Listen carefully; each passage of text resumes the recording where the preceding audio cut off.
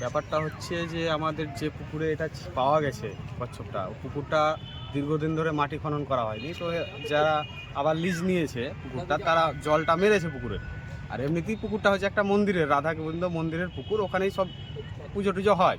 তো এই কচ্ছপটা দীর্ঘদিন ধরে ওখানে ছিল। তো ব্যাপারটা হচ্ছে যে জল মারার কারণেও বারবার উপরে উঠছিল। তো গ্রামের যারা পাড়ার লোক আছে বা মন্দিরে পুজো টুজো করে, তারা ভাবলো কি একে বারবার উপরে উঠছে, তার মানে কে কখন ধরে নেবে রাতের বেলায়। আর এমনিতে সাইজটা মোটামুটি 8-9 কিলো হবে। তো পাড়ার লোক ডিসাইড করলো কি ওটাকে ধরে গঙ্গাতে পুজো টুজো দিয়ে রিলিজ করে দেওয়া হবে। আর এমনিতে এই তো বিরল প্রাণী, প্রায় বিলুপ্ত হয়ে যাচ্ছে দিনের দিন। তো সেই দিকটা নজর রেখে যাতে এটা সুরক্ষিত থাকে।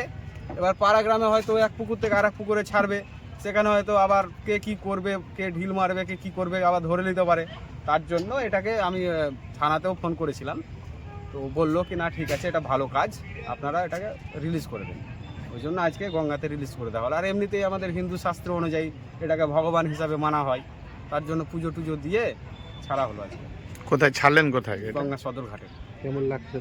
খুব ভালো লাগছে, খুব ভালো লাগছে কি একটা প্রাণীকে আমরা ওখান থেকে এনে এখানে সুরক্ষিতভাবে গঙ্গায় ছাড়তে পারলাম। ভালো লাগছে। আপনার নাম? চন্দন সরকার, বাড়ি কোথায়? তালায়।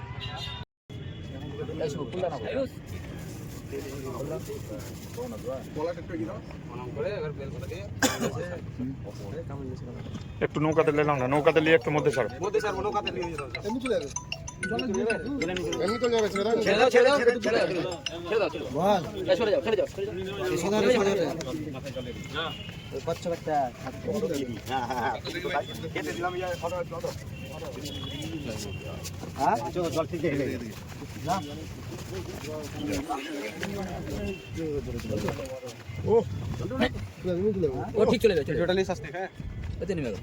আপনারা দেখছেন গ্রাম বাংলা নিউজ, সবার সাথে সবার পাশে।